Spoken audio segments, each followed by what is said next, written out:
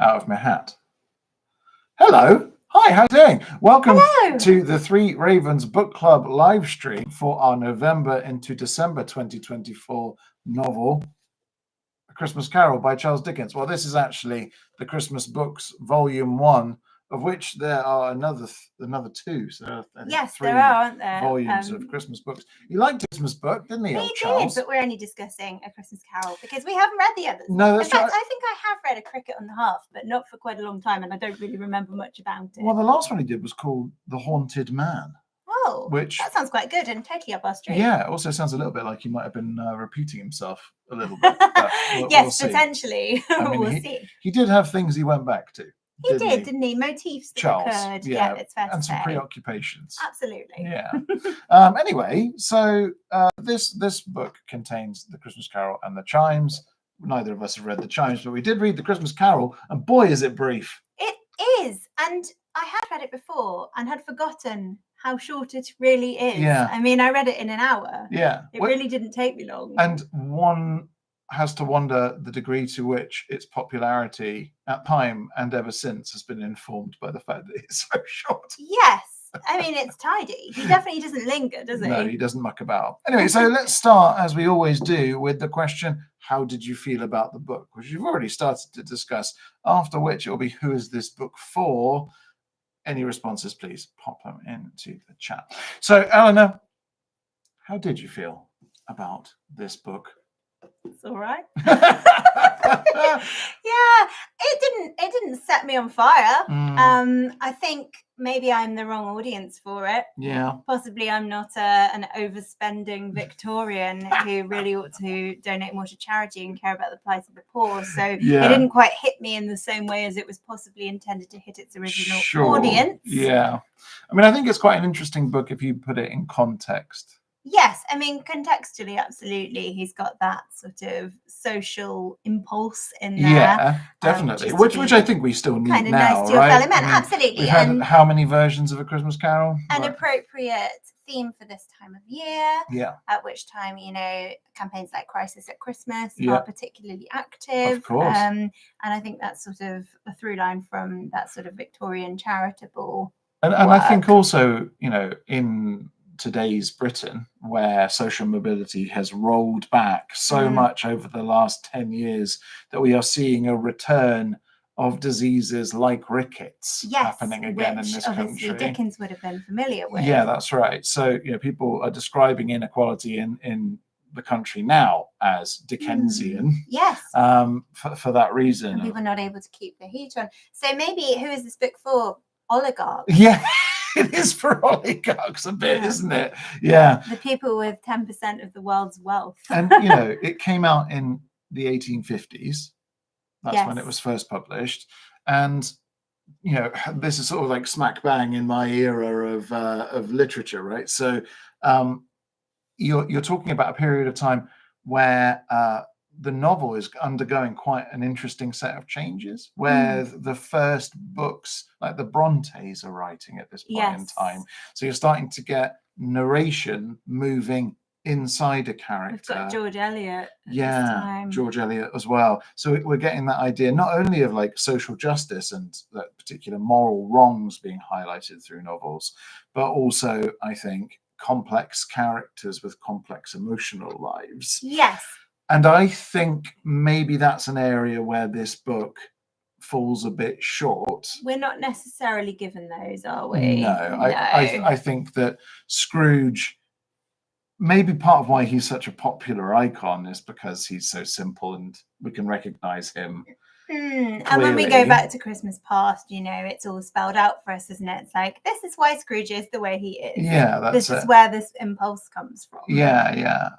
And I think it's even less excusable, the lack of depth around the other characters in the book, because most of them are so surface. I mean, they're all sort of generally quite forgiving towards grumpy old Scrooge, aren't they? They are. You've got the nephew who's endlessly kind and offering invitations, even though Uncle Ebenezer is a bit of a grumpy old man. Yes. And obviously Cratchit, the whole Cratchit long-suffering family. clerk, and the whole Cratchit family.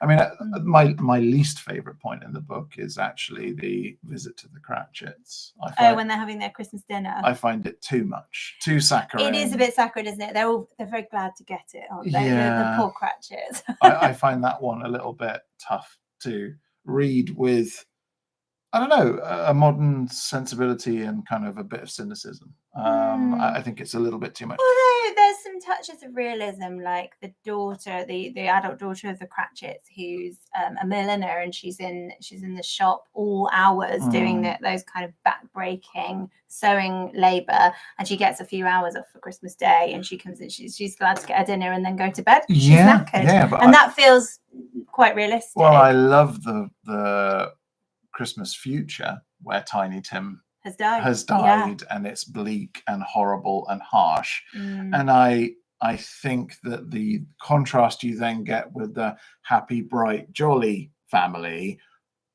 for me, I don't buy it. But okay, maybe Christmas dinner can make everything as right as it feels. Such a splendid turkey. Yeah, indeed. There never was such a goose. There never was such a goose. So how did I feel about it in general? I think the things that I really enjoyed about it today, I felt like I enjoyed more now than I even had in the past, which is the hauntings. I think that they're quite imaginative hauntings, particularly Future. I think Future is creepy. Yeah, because it's wordless. Yeah. I enjoyed, and something I always do enjoy in Dickens and then forget I enjoy, is his sense of humour. Yeah. It's quite a funny book, actually. Well, you had a favourite quote, didn't you? I do. I've got to find it. This just arrested me. It's at the beginning. It's when he comes home and his door knocker turns into Marley's face. Yes. And it's just such a great description. Marley's face. It was not in impenetrable shadow as the other objects in the yard were, but had a dismal light about it, like a bad lobster in a dark cellar. I mean, is that not just great? You can just imagine this glowing, luminescent, slightly biohazard lobster in a dark cellar. That's great. It is great. But there's lots of other little touches as well. I mean, when Scrooge at the beginning of the haunting is really skeptical, and Marley's ghost is sat down, and he's like, "Oh, can you sit down? Are you going to sit down?" And everything the ghost says, Scrooge is like, "Yeah, whatever," and doesn't quite know how to speak to the ghost. It's funny. It is funny. And then obviously, as he gradually starts to realise, "Oh dear, this could happen to me if I don't fix my ways." Well, the thing that I thought was strongest about it, kind of in a stylistic sense, is the way that Dickens uses perspective and shifts sort of the camera of what you're seeing around really dramatically, back and forward through time, up in the air and down below. Like there's a real range of smells and sights and sounds. Like What's it feels visible very and invisible, because obviously when Marley visits the first time, he points out the window to Scrooge, who can suddenly see all the ghosts with their unfinished business, unable to help in ways they could have done in life. Yeah. And it's a really bleak view of ghosts. It is, isn't it? You're never going to get those chains off. Yeah. You just have to watch your own failure again and again and again. Absolutely. So I think all of that is really strong. So that's sort of our general feelings. Like, you weren't in love with it.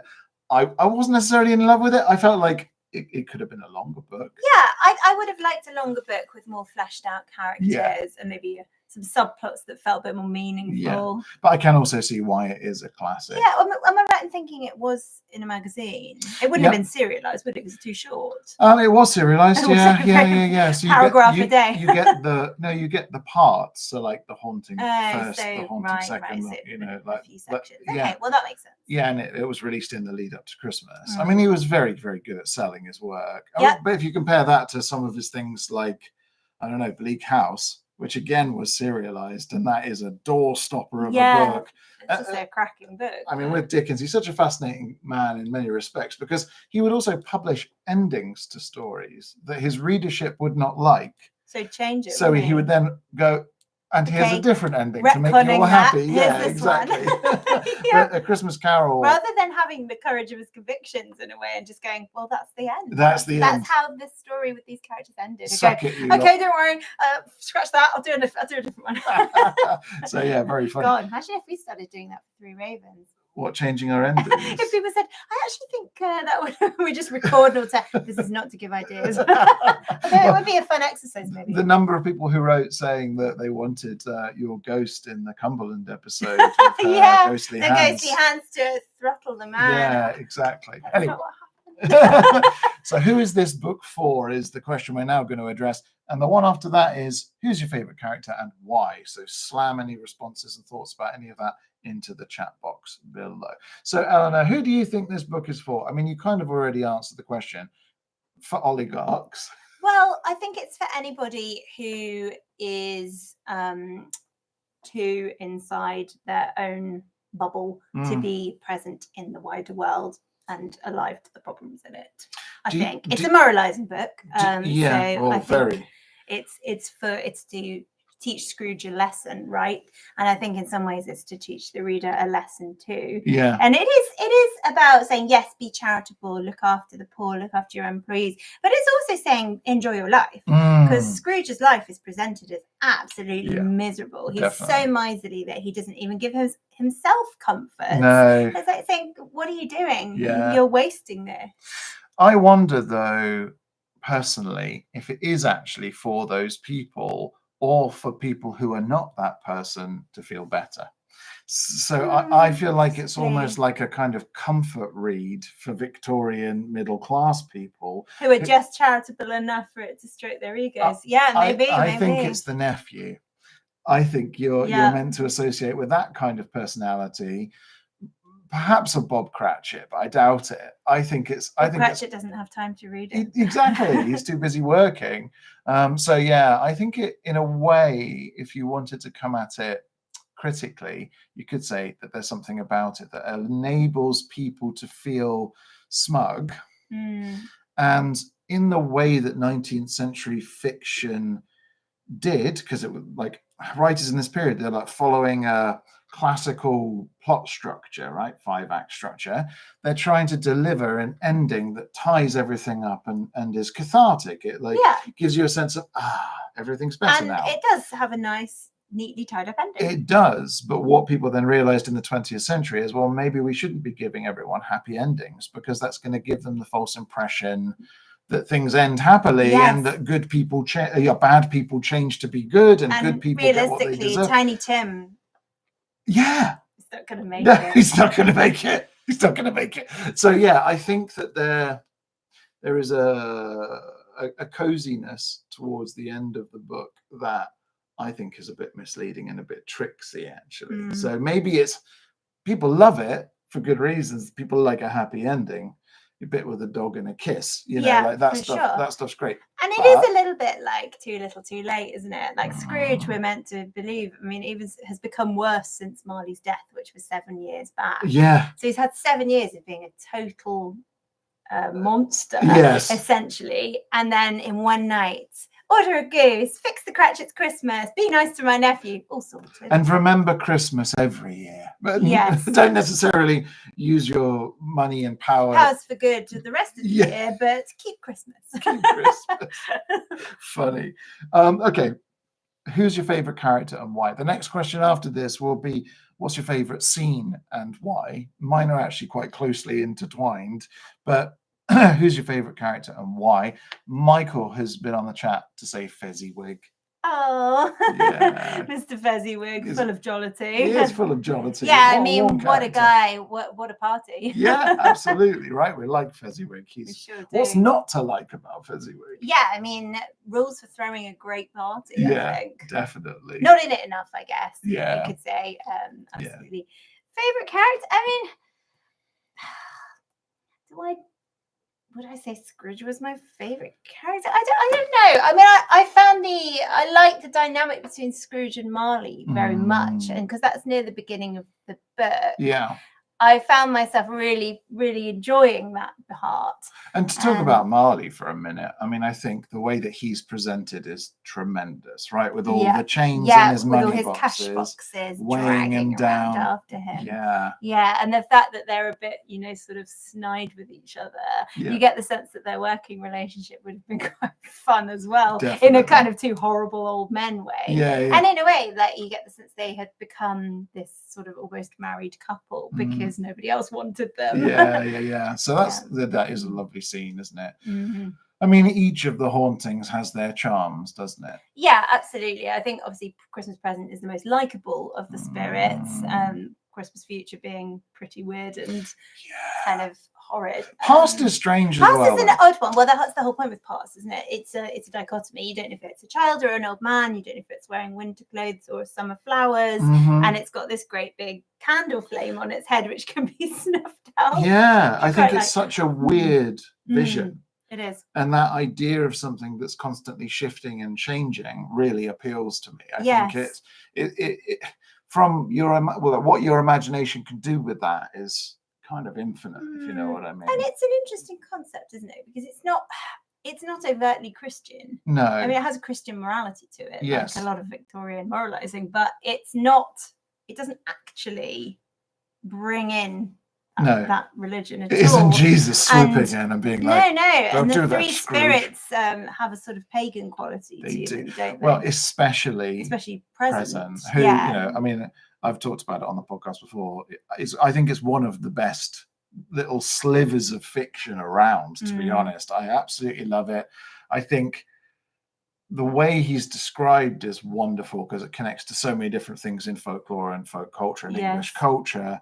But there's still, despite his jollity and forgetfulness and all that, a sinister side to the Ghost of Christmas Present. I think there's a few times where Scrooge says, "Oh, don't show me," and he makes him because it's very strong. It's a strong arm. Yeah. So I mean that for me, he's my favorite character in the book without a shadow of a doubt. The one that's made the most impact on me ever since I read it when I was pretty young. It's a great illustration of him in our copy. Yeah. We've got the ones with, I don't know who did the illustrations.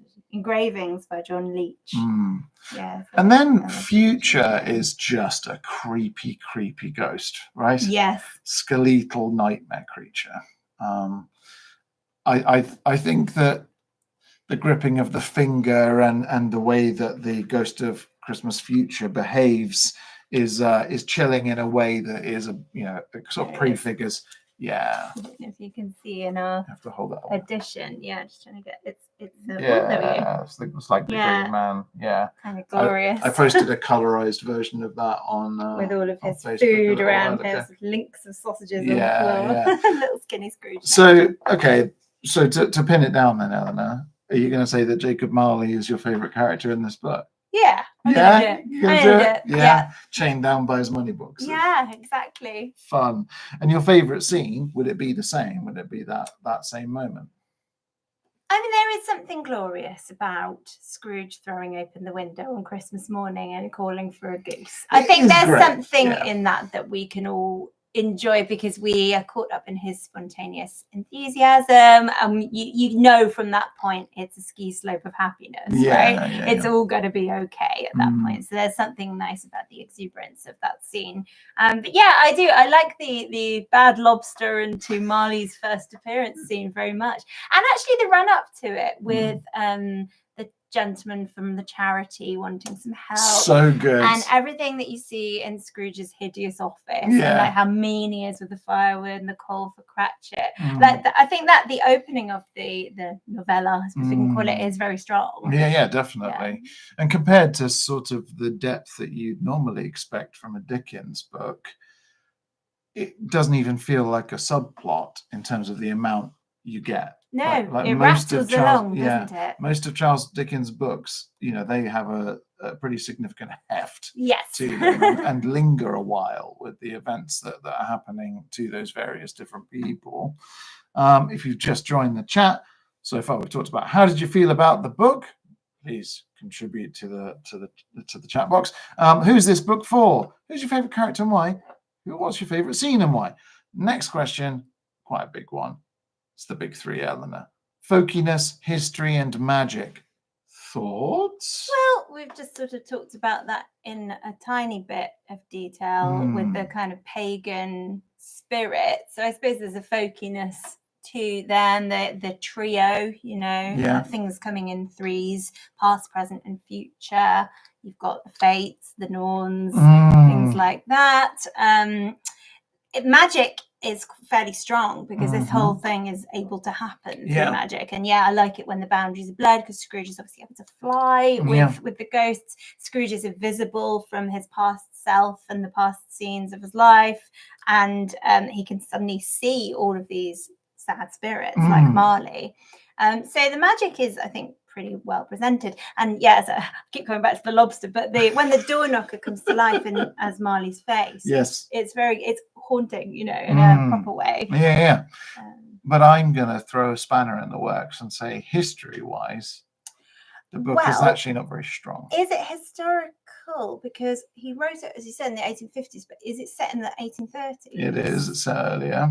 It's I mean, nothing about it scratches the surface. It doesn't really feel like, oh, this is the work of 20 years past. No, definitely not. And also, there's a reason why people talk about Dickensian London, because Dickens's London is not ever what London no, not really. Like, right? I mean, a degree of fog and unpleasantness and rattly carriage wheels, absolutely. Yeah, and mud and weather and all that, fog, all that sort of stuff is a feature of a lot of these books. But London in its reality wasn't a cartoon. And I think very often Charles Dickens, for all his brilliance, does present a lot of his characters as unreal. This belongs in that same Dickensian fantasy world. It does. Yeah. It's a fantasy book, isn't it? That's it. It's not presented as realism. No, and I think a bit like George Eliot, who's not really writing about real places, and she is and she isn't. Yeah, she is and she isn't. Likewise, the Brontes, who are writing not really about real places, and Hardy, most famously, right, with his Wessex, where he creates this whole artificial alternate universe. I feel like actually the London that we receive is a fantasy place where magic can happen, and I think a big part of the appeal of a lot of his books is a bit like going away to Hogwarts or something. You disappear into this world where magic can happen and justice does exist and huge big meals can be delivered to people who are really hungry and bad people will be caught and punished for the things that they've done. And he's not above pathos. I mean, he doesn't kill Tiny Tim, but he kills plenty of other Tiny Tims in his other novels. Definitely. Let us not forget Little Nell, rest in peace. Well, but one of the main criticisms I would level at Dickens, probably personally as well as in his writing, is his characterization of women. Yeah, and obviously it's weak in this book. It's terrible. I mean, we've got Mrs. Cratchit, a saint. Yes. Martha Cratchit, most hardworking young woman. Yes. And Fred's wife, who's a bit of a flighty woman. So there is to her, really. That's kind of it. Yeah. Like, why'd you bother with your uncle? La, I shall get my sisters married. Yeah. And that's kind of it. But I think that. But then that is a Dickens problem. It is a Dickens problem, right? And while there are some great female characters across his canon, there's not loads. There's plenty more weak ones. No, I mean, as somebody who's like a Shakespeare scholar, one of the criticisms that's laid at Shakespeare is, he doesn't really write women very well.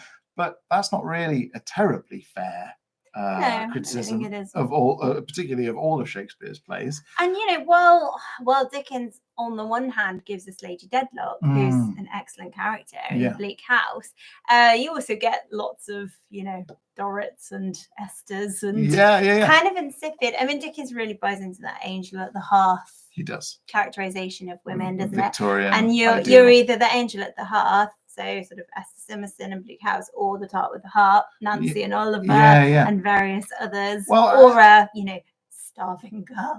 There's also the monstrous woman and monstrous women, who are very caricatured, almost animal, in their qualities. That's it. So when you think about like a Havisham, there's not that much difference in a way between Havisham and Scrooge.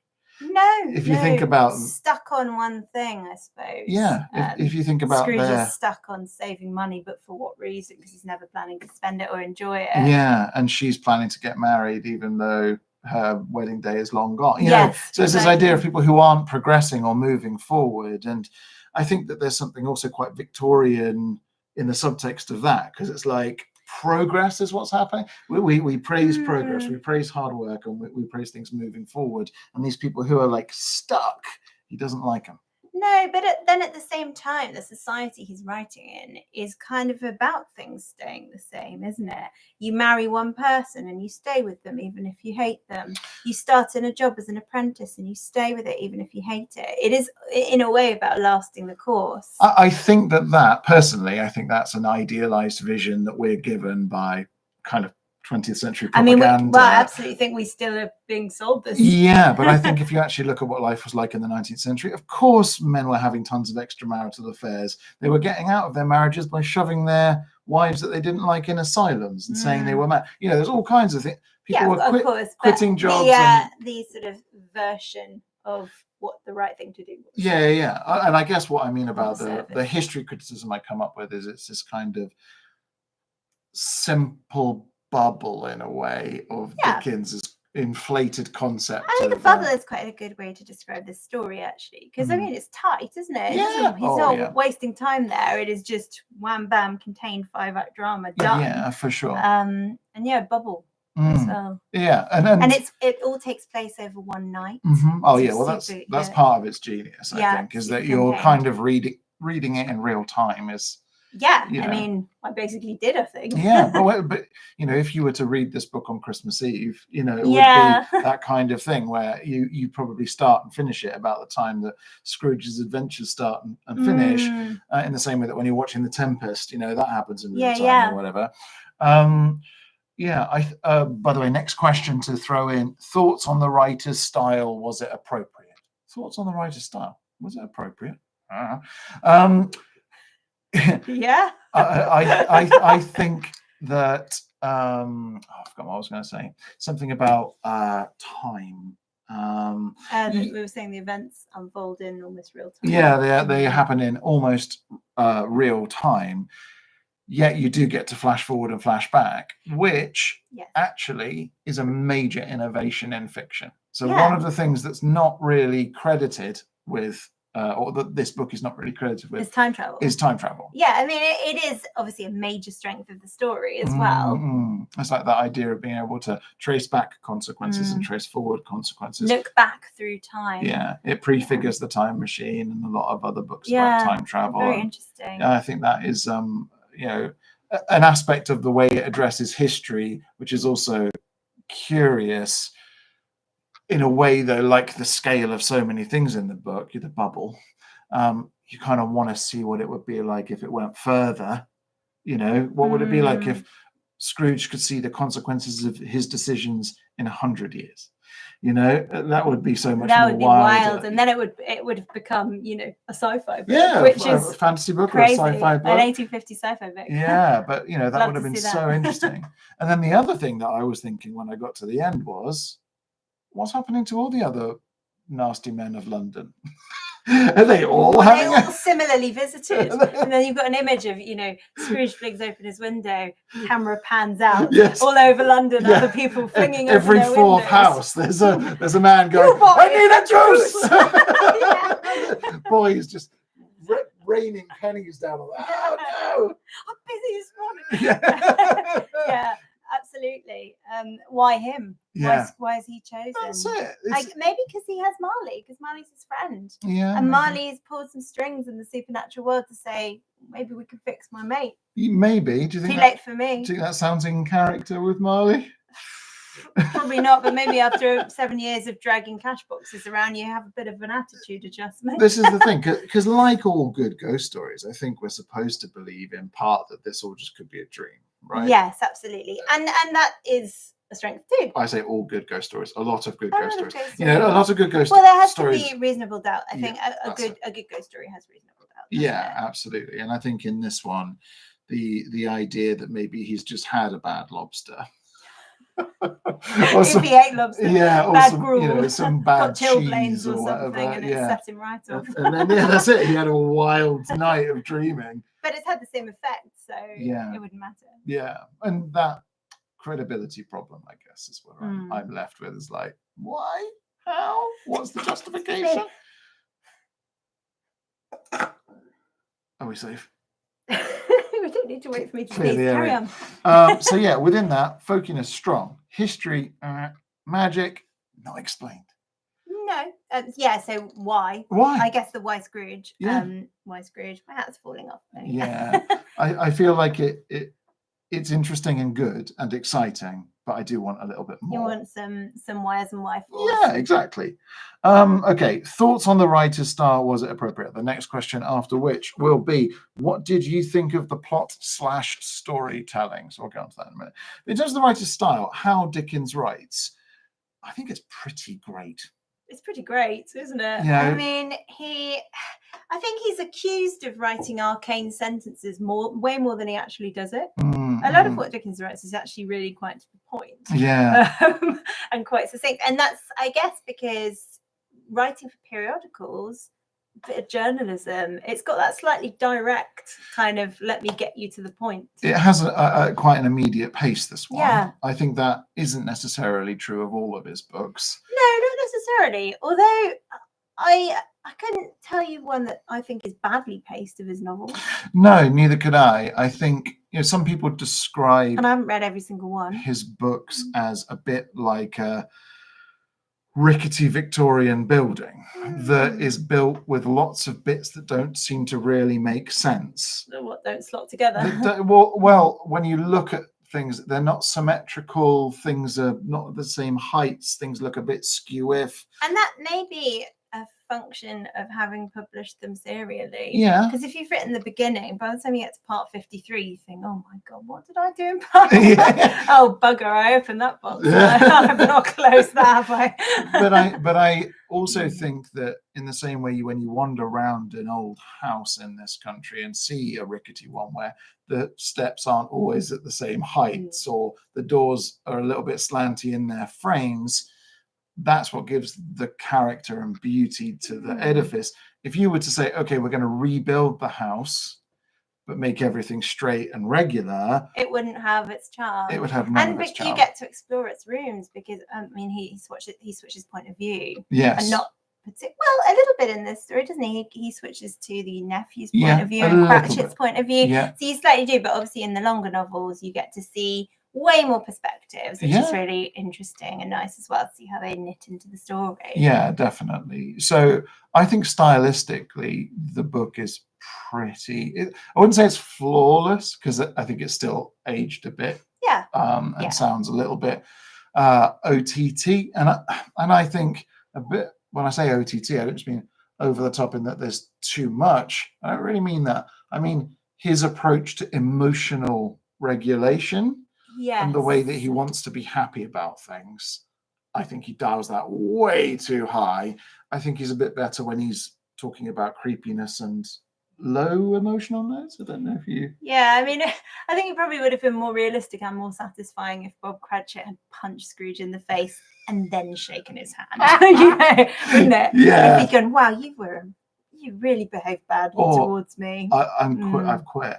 Oh yeah, you can keep your goose because I'm done with you. Yeah, it's all done. Yeah. I'm done. It's too late. Yeah, and this is the thing about... Or like, thank you, but I'm still leaving. If Tiny Tim still dies and it was too late. Because like that would be more of a lesson though, wouldn't it? Because actually what Scrooge gets is a shock. Yeah. But if everything else was the same but Tiny Tim died, I think he would be like, it would really stay in. Yeah. That it's not just for Christmas. No. Whereas Tiny Tim living, it is, I shall keep Christmas, but I won't worry about the other days of the year. And children, they, in fiction in general, represent hope for the future, don't they? I mean, that's normally... So Tiny Tim's life is sort of preserved for that reason. Yeah. Because it's hope for Scrooge's future too. And he's a nice great uncle, isn't he, to Fred's kids? Yeah. So I think that optimism is the one bit where I feel like that bounces off the ring rather than going straight. And so you think it could have been a more nuanced ending? Because I think it's possible that Tiny Tim could have died and you still could have some happiness at the end. Definitely. But it would be happiness with a little sorrow flung in. Yeah, well, I think also if Scrooge is starting to take an interest in the lives of his employees and trying to make sure that the Cratchit daughter doesn't come home hungry and exhausted every day, and maybe takes more of an interest in what's going on in the wider world, and using what influence he has to change people's lives. Like, you've got the charity guy. Yes, and he does come back to the charity guy at the end and say, "Come and see me. I'm going to give you some money." Yeah, but that again, quite interesting. Fezziwig, likewise, would be nice to have a bit more of like what happens with him in his life. Because that is an unanswered question, isn't it? Yeah, that's it. So he's one of those characters that isn't really given enough time. I mean, I can see why. I can see he just wants to whip through it and get the story done and be on to the next book, fulfilling contracts. And Dickens was being paid per word a lot of the time. My God, imagine counting. Well, yeah, but when you look at Bleak House and why it's so long, part of the reason it is so long is because he knew he could keep on going. God, I wish that was still a thing. Money. You'd be made up. I would be made up. Yeah, I could just the amount you churning it out. Yeah. Okay, so what did you think of the plot / storytelling? I mean, I think we've just addressed it. I think we did just answer that. Yeah. But I would also say that the storytelling is, I think, very cleverly handled in the ways that you see the events of the book. I don't think there's any issue with that. I would say the issues in my head really are to do with what actually happens in the story, because I reach the end and I just don't believe it. Yes, and because it's so brief and so tightly constructed, Scrooge's volte-face is handled too fast. Yeah. Like, he goes from being snarky, suspicious old codger to "I'm so sorry," which doesn't. I mean, he has to do it quickly in the time with the structure that he's gone for. Yes. But I would have liked a little more, maybe a little more soul searching, a little more sense of what Scrooge has been hanging on to, why he's been hanging on to this money and living like an absolute misery guts. That's it. And when you think about what other novelists can do in a not too different number of words, I mean, how many pages is it in total? It's only about 100 pages, isn't it? About 100 pages, yeah. But then if you look at a novel like Frankenstein, which is just over double the length of this book, that's true. Like, there you're globe-trotting. Yep. You're visiting different continents. Innovations in science. You're having 3 different narrative levels. Yep. You're talking about the past, the present, and the future.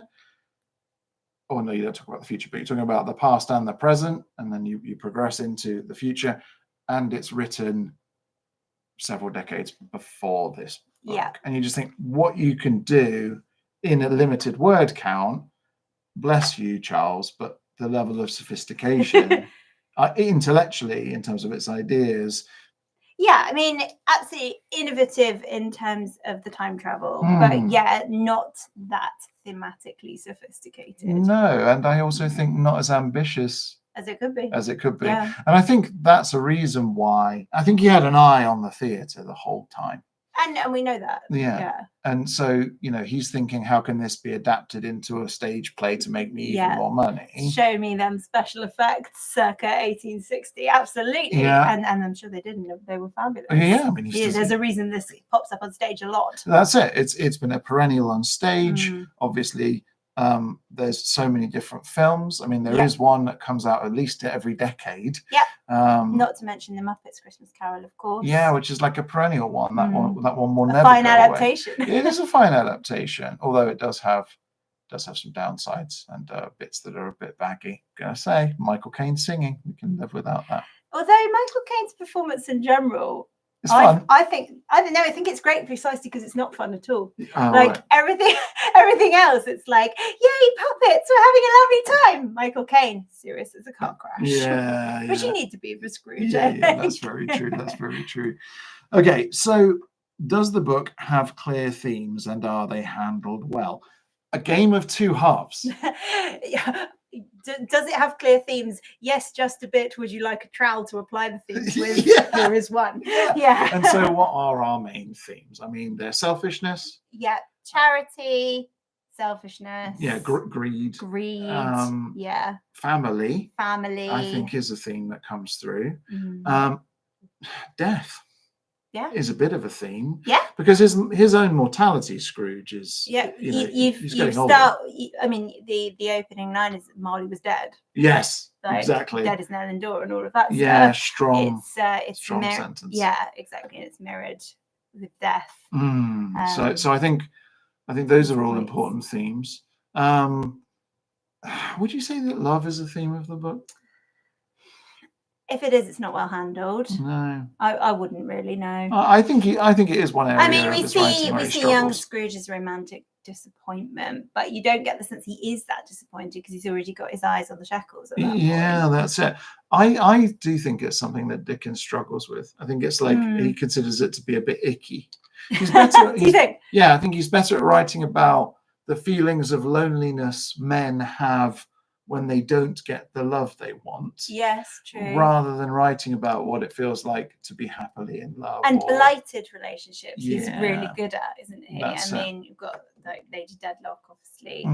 I keep going back to Bleak House because it's the one I know best. I swear I have read other Dickens novels, but these are the parallels that are cropping up. Because then, obviously, the young couple, well, there's two young couples in Bleak House, but Richard and Ada, their romance is blighted, isn't it? Yes. Because of the lawsuit. Yeah, that's right. And the law is one that he doesn't get stuck into. For once. But my God, but he normally likes to get stuck into it. Yeah, stuck into lawyers. Whatever Scrooge is supposed to be, accountant. People who handle other people's money. Yeah. But I don't think that is actually very much of a theme in the book. I think Dickens seems to be saying don't work all hours under bad situations. That's one of the things that treat your employees well. So like labor reform. Yes, which of course is a thing at this point in time. Yeah, it's a low-key thing. People giving speeches in the House of Lords about poor working conditions. We're seeing big dramas in the newspaper about people who've died for working hours that are too long in badly aired rooms. And also we've given up almost on trying to fight for additional rights. We're just kind of letting child labor happen. We're kind of just letting people die at their machines or sleep under their machines. Any of the protests that happened earlier on, Peterloo, etc., frame breakers and all that, they've all been quashed. We reach a point where the state or the kind of businesses of the 19th century is so powerful they can kind of do whatever they want. And it's they themselves who realize we're losing money because people are dying. They can't work because they haven't had enough to eat. And maybe a 16-hour working day is not okay. And this is the thing. They start to figure out that maybe they do need to change because it would actually help them make more money. And that's what leads to reform. So I think, a few high-profile cases, I'm interested in, women working in dressmakers. And there was around the 1860s, 70s, there were a few young girls dying and in these sort of sweatshops, basically. And then prominent members of parliament coming forward and saying, no, we can't have this.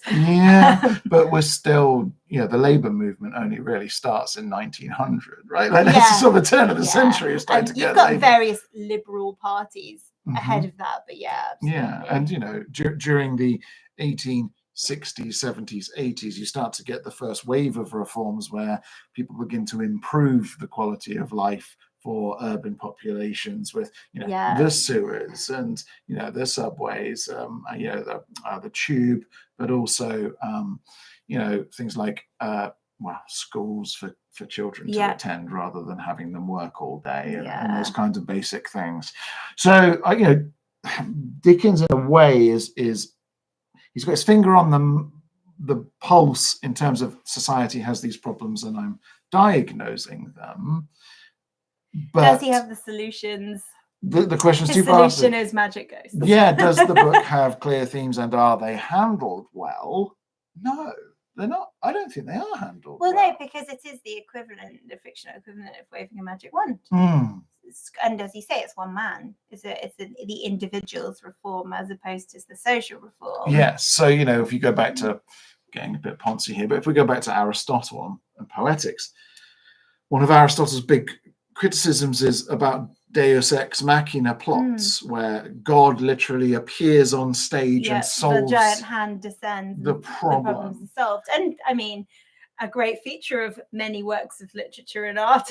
Yes, for some reason, Juno's peacock. the God arrives and changes things and makes them better. In this book, that is happening in a strangely secular, godless, or an oddly pagan way. Pagan kind of vacuum. Why is it happening? We don't know. Why him? We don't know. We don't know. Why not Marley? Although we're told Marley was just as bad. Yeah, and then we're supposed to understand that Scrooge becomes slightly better. We don't know the degree to which his betterness sticks. Is it handled well? No, because it's a Deus Ex Machina plot. What we're getting is the very end of a long story. The very end of a long story where the conclusion, we're told, is a series of ghosts will come. One of your friends, one who'll show you the past, one who'll show you the moment, and one who'll show you the future. And that's what I mean about the volte-face of Scrooge. Like he has this short, sharp shock that he's not put in the work for lasting change. He's not really thought it through so much, just in the sense of, oh dear, Tiny Jim will die and so will I, and I won't have any friends in my funeral. Yeah. And this is the thing, like when you read it, I think when you're younger or you're not necessarily quite as critically engaged as we maybe have become as we've become older, maybe I've read lots more maybe books. More cynical, read more books, I think at that point in time you go, these themes are really handled well, because I'm made to feel better by like the schadenfreude of seeing Scrooge suffer for his bad behavior. I like the comedy when it happens. I like the Cratchit family. Instead of people dying, people living and enjoying a good meal. I like the good things that happen at the end. Then maybe you don't need to interrogate them. If you're just like, and everything is better now. It's Christmas. Merry Christmas. Yeah, that's it. Yeah. Never such a goose. Never such a goose. So that would be my kind of primary reflections. I mean, do you have any other things about, we were talking about family as a theme. I think it's interesting, Scrooge's isolation, relative isolation. He's obviously not a man he's not isolated because he's got a nephew. Yeah, well, he has employees as well, and doesn't he? He's not completely alone. His nephew has a budding family. You get the sense that Fred and Mrs. Fred are soon going to be reproducing. We also don't really understand how the nephew is connected to things. Scrooge's sister's boy. Scrooge's sister's boy. Okay, very well. I just forgotten that. Okay, so again, like, what's that like? Well, we're told whenever Fred, is it Fred or is it Frank? I think it's Fred, comes to see him. Scrooge is just horrible to him, and Fred just like lets it breeze over him. I think that's interesting, and I wonder if family trauma again could be resolved. We know Scrooge has family trauma. He was abandoned at school every Christmas. Like, he wasn't taken home for the Christmas holidays when he was a boy. He was left alone in school with nothing to do. Yes. Like, family trauma is very much a part of Scrooge. Yeah, and then so this is the thing. Again, can the ghosts, through showing him what he's doing, help to heal that? Which I think is part of what has snowballed into why he is. You talk about the volte-face, talk about how quick it is. It's not realistic. Like, we know enough about psychology and the way that people think to be able to know that actually he's in his patterns. He's in his patterns. He's not going to break out of them all of a sudden just because he thinks, I might be haunted again. Or I might die alone. Yeah, that's also true. Do you think that he cares about dying alone? Well, as he hasn't cared about living alone, it seems implausible, doesn't it? He does. I think that he's perfectly happy to die alone, even at the end of the book when he remembers Christmas. I don't think it fixes it. No. So I think there's a sense. It's like grit in my sandwich. Sand in my sandwich. In your Christmas sandwich. In my Christmas sandwich, my turkey cranberry. What else would go into a Christmas sandwich? Stuffing. Stuffing, definitely. I mean, okay, it was a bit of a digression. Do you think that an entire Christmas meal and all of its elements should go into a sandwich at Christmas time? No. You don't believe in putting potatoes into sandwiches? Double carbo. Yeah. Don't need it. I mean, that I lemon love it, and that I very happily would put, say, a lasagna. Also, tell me about how Brussels sprouts go in a sandwich. You just have to split them up a bit. I'm not sure about this. I mean, if you do it and give it to me, I guess I'll try it. But normally there isn't one left. I'm not convinced. Because I eat that Christmas sandwich. Okay, so we are coming towards the end of our conversation about A Christmas Carol. Oh, what's left? At Raven which point ratings, it's I guess. Raven Yeah. ratings. How would we rate it out of 3? Starting with 0, an empty nest, up to a maximum of 3 glossy black ravens. I mean, I think that we've criticized the book about as much as is fair. I think maybe we've been a little bit mean We've to it. complimented it also, though, I think. Yeah, I don't know how the pie chart would break down if we were to add it up. But the reason you and I often have loads to say at book clubs is because I think we do tend to err on the side of slightly more critical. Yeah, that's probably true. I belong to another book club, and I've never given a book 5 stars out of 5 stars that we've read. I just haven't. It's hard to please me or please me entirely. Yeah. So I think, yes, maybe we would be slightly more critical than complimentary, but hey, that's what book clubs are for, right? Yeah, so if you have a Raven rating, please pop it in the box. I'm still going to see the play next week, even if you give it a 1. Ooh, good. Well, no, do, because it's such an amazing theatrical story that I think the experience of seeing the play will be so good. And also, you'll get magic, you'll get all the effects, you'll get sound. It will be a total experience. I mean, we legitimately have spoken. And if I had tickets, I would go to. Yeah, we've spoken several times about putting on a show, as in doing it ourselves. With all of our feelings. We sufficiently loved this story to think, okay, we'd still like to adapt it and try and do something original or new, or that's us with it on stage. And whenever a new Christmas Carol movie comes out, we watch it. Yeah. Because we're huge fans. It's that kind of thing where you maybe feel more engaged with it and critical of it because you love it so much and you want it to be. Yeah, and I often enjoy things but also criticize them. I mean, that's just me, I guess. Yeah. I don't think there are many things in this world that are perfect, but the fact that they're not perfect is often what makes them brilliant. Their flaws are part of their beauty. Me going around the shops moaning. Why are you moaning? You like shopping? Yeah, but I also like complaining. Yeah. So Raven rating then. I am inclined to go for a 2. Yeah. I think, I don't think I'm going to quite give it a 3. And part of that is because it's our fault because we've chosen a novella. And I can't give it a 3 because it's not full enough. Yeah. And that's our fault for choosing it. I think, but in a way it is, but I think that, it is known as one of his best books. And I think that's a little bit cheeky because I don't really think it's not read Bleak House. Yeah, but that's the thing. That is his best book, I think. Certainly my favourite of the ones I've read, and there's a couple that I've not read. I also really like A Tale of Two Cities. That's a fabulous book, which I would heartily recommend. Yeah, but there are some classics in there, and they're classics for a reason. Exactly. Great Expectations. Brilliant. Plenty of brilliant books. Yeah, absolutely. So, I mean, I don't think it's necessarily up there amongst his best, but I think there are moments in it that are amongst some of the best moments in Dickens. Does that make sense? Yeah, and for this time of year, curled up with a cup of something warm with a flickering candle, it's the perfect read, really. Yeah. And there are those really kind of knowing arch little moments of humor which I really appreciate in it. Yeah, definitely. I'll give it a 2. You're gonna give it a 2? How about you? What are you gonna do? My Christmas hat is on the move. We tend not to do you've got a bit of hair that has gone stray. Thank you. Sort me out. This is worse. This worse. I think that try again. Yeah. I'm inclined towards giving it a 3 over a 2. We don't tend to do halves, do we?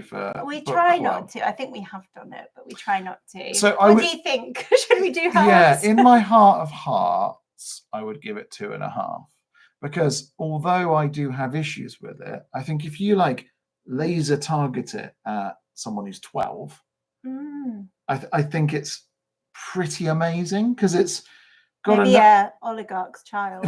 Maybe, but I also think.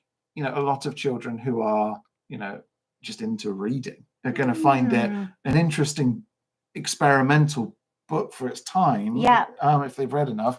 I also think that it's exciting and it's fast and it ends really quick.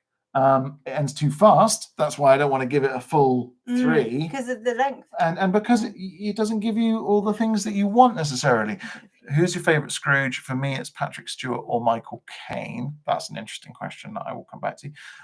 Elaine, 2 Ravens. It's very enjoyable read, but not perfect. Yeah, I think that's fair. It's a very enjoyable read, but not perfect. It's 2.5 for me. Okay, we'll give you one. We'll give you half as it's Christmas. Yeah. Am I allowed? Yeah, half a mince pie. It's a special present for me. 2 ravens and a mince pie that they're eating. Who's your favourite Scrooge? Favourite Scrooge? That's a big question. Yeah, probably Patrick Stewart. I love Patrick Stewart though. He's such a great actor. He is great. I thoroughly enjoy him. Yeah, I mean, I've definitely watched The Muppets Christmas Carol of all the Scrooge adaptations the most. But if they cut that song, I mean, he'd have a strong argument, wouldn't he? Yeah, I'm going to throw in a bit of a curveball, which is probably an unpopular thing. I think he's let down by the technology, not by the performance. And I'm going to say Jim Carrey. Because Jim Carrey, when he did the animated A Christmas Carol, the film's a mess. It doesn't work very well because Robert Zemeckis has this obsession with doing computer graphics, everything from time to time. And often it doesn't work very well. Polar Express, I don't like either. I think everybody looks like a plastic robot thing. But I think that Jim Carrey gives the part 110%. And through the animation, I love what his voice does. I love the way that he's mo-capped and his movements are there. So I think he's brilliant. And if Jim Carrey were to do a stage production he'd be all over of A Christmas Carol, I think it would be an all-time Would classic. he be your Scrooge Dreamcast? I think you can cast anyone. We're gonna make the film. We've got the budget. You're Who are we that doing? up. I could put anyone in the part of Scrooge. Who would be your Scrooge? Living and dead? Can we go for living? So if we somehow get the money, we make it next week. Who are we doing? If I was going to make Scrooge now, Scrooge 24. Scrooge 2012. I need some production time. 2025. Scrooge 26. I'd cast Denzel Washington. Nice, love that. Mic drop. Can make an incredible Scrooge. Yeah. With it. Modern American Scrooge with Denzel Washington. Incredible. Make it a bit more of a horror movie. I love it. Freak people out. How about you? Brian Cox. Brian Cox. The grumpiest of grumpy old men. You're the Wolverine. Exactly. Any other festive classics you've enjoyed? Really good Christmas books. Ooh. Well, we always read ghosty things around Christmas. I have been sort of digging into a few classic ghost stories just today, actually. I just enjoyed, what's it called? I can't remember what the thing's called. Read it this afternoon. It's about a haunted house anyway. It's around Christmas. Haunted house stories. Yeah, so I think I tend to reach for ghosty things at Christmas. We watch quite a lot of horror as well. Yeah, we do. And in terms of other classic Christmas stories, I mean, we're very much, if we're a Christmas film watching, we're watching It's a Wonderful Life. Yeah. That's very much can't go wrong. Yeah, I think it is one of the all-time best. A film that I'm very curious to rewatch. In terms of films, is a film I watched years ago, and I watched it 2 or 3 times. It's called The Family Man, and it's with Nicolas Cage when he's still like a big movie star. And it's an attempt to do a kind of modern It's a Wonderful Life with a millionaire who becomes like a hedge fund manager who becomes like a tire salesman in the middle of nowhere and ends up with the girlfriend he was in love with at high school with a family. And it's the contrast of what that feels like versus what it felt like to be driving Lamborghinis and be super rich. And like, I remember loving it. I thought it was a really sweet and fun film. Okay, it's a bit heteronormative and all that sort of stuff. It's kind of the reverse of your classic Christmas romance, to be honest, because very much the kind of Mills and Boon Christmas route is the big city woman comes back to her hometown, and it's like that, but like Just Friends with Ryan Reynolds. Yeah, exactly. All of the others that are exactly the same. Yes. The Hallmark Christmas movie. The Mistletoe Bride. Of course, that's such a good story. I mean, I would always come back to The Snow Queen, Hans Christian Andersen. A story which I really like. And there's a couple of Russian ones I like too. I'm very fond of Snegorochka, which is the snow child, snow girl. That's a miserable one, right up my strata. Well, we were talking about, because obviously Gawain has been happening. That's a Christmas thing that I've read a few Christmases and really loved. And talking about next Christmas and what we might do then, because obviously there's a big old future. We were always thinking, like, would it be fun to? Would it be interesting to? Etc. Etc. And you're like, could I do a Russian something with Russian folklore, which is obviously very snowy, seasonal, wintry. Exactly. That's it. But we need to keep you defended from all illness next year. Oh gosh, yes, it's been a disaster. Well, last year you got ill as well at Christmas. Yes, this year, what's wrong with me? I have my jabs. Yeah, your jabs. And you take your vitamins. I actually didn't have my jabs this year, which explains everything. Luckily, you've been keeping the home fires burning with Gawain. Gypsy pie, yes, Russian folklore. Rare exports and Bad Santa, yeah, they're all right. I mean, Elf, like, there are a lot of like, I think Home Alone is quite hard to beat. I really, unironically, think it's an incredible Christmas film. I'm now starting to think of novels set at Christmas or around Christmas or with themes of Christmas that I've read, and I think the answer is not that many. No. So, I mean, although we've mentioned a few Christmas movies here, Martin will attest, I'm not a rom-com person. No. I'm not a schmaltzy. So you can probably guess, like, I'm the schmaltzy one who likes to watch romantic comedies. Yeah, I like Death. And then Helen doesn't like them at all. And every once in a while I'll be like, come on, babe. Come on, watch this one. It's really good. I'm going to go and have a bath. Do what you like. Yeah. But they'll be kissing. Don't care. Is there murder? Is there politics? No, it's true. And so maybe some of those stories I tend to associate, like I wouldn't reach for necessarily a Christmas romance novel. I just wouldn't go for it. I'm happy to have my mind changed. I mean, I will read anything. So if you can recommend me a really good one, I'll go for it. What I'm going to do is put a call out on our Surrey episode. Yes. For listeners to send in their thoughts on best Christmas books and watches and reads. That's a good idea, and then we can share them, and maybe we all have some recommendations. Yeah, we can do that, can't we? Because that episode is not written yet and it's not recorded yet because I've been doing Gawain. So that hopefully is going to happen in the next 48 hours. Gawain is the forever excuse. Yes, the excuse until Wednesday. Yeah, I'm going to go and do some more Gawain now. Yes, you are. Thank you to everybody who's listening to Gawain, by the way. I'm really appreciative. And we should talk about the future of the book club. Oh, we should talk about the future of the book club. Because we said in episode 0 of series 5 that, the number of people engaging with the book club versus what would happen in a regular podcast episode is like seriously low. I mean, it's so lovely to see so many of you in the chat box. For us to be sort of on camera for a bit of change. It is. But I think, we think, having talked about it, that we've done a few of them. We said we try up until Christmas. We tried up until Christmas. So what we're going to do is put a pin in book club for a little while. Probably recommend books to read. And and I think there's obviously, because we run the poll on Patreon, I think it's still quite a nice way for people to recommend stories to each other and have chats about books, which obviously we're all in favour of. Definitely, and we might move it to being a regular podcast. Yeah, so something a bit like the film club in time, perhaps. Yeah, maybe, but we need to have a bit of a mull over it, and a good time we thought to have a good old proper chat is at the second Three Ravens' second birthday anniversary. Yes, which we'll absolutely do. So we had such a lovely one for the first year of the podcast. We'll do the same thing with the second, flag it up well in advance, and have a bit of a chat with everybody and test the water, see what everybody thinks about how it's been in year 2, what people want to see for the future. Yeah, because we're doing some tweaks to the bonus episodes as well. I mean, our schedule's a bit out of whack because I lost my voice completely, which is not a great thing for a podcaster. No. And so we're a little bit behind where we sort of should have been in the calendar. Yeah. But the series will end in a few weeks, in 4 weeks or so, isn't it? Something like that. Yeah. In January. And we'll have a little bit of a pause and sort of address everything and have a think about what exciting things we can come up with next. Yeah, definitely. But the first birthday live stream will be in March. Yeah, that'll be March. So that's a little while. Yeah. Awesome. Not been listening too long, but I love it. Well, thank you very much, Tracy. Thank you. Welcome to everybody. Welcome. If you're new. We will hopefully live stream chat with you again before too long. And thank you to everybody who's here live and who will watch this later on. We will be back tomorrow in a bare few hours with a new episode of Local Legends. David England. Yes, talking about Berkshire. A company episode. New Gawain as well. One of them on Sunday. Then on Monday, Surrey. Surrey, yes. Yeah. And then on Tuesday, Ghost Story for Christmas.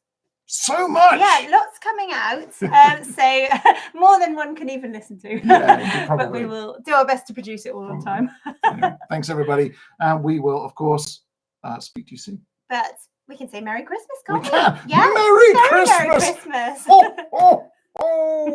And may you not be visited by spectres of any sort. Unless you want to be. Absolutely. And if you Christmas do, spirits in the form of brandy and your Christmas cake. Write us a detailed account of it Oh, yes, for next haunting season. Bye, everybody.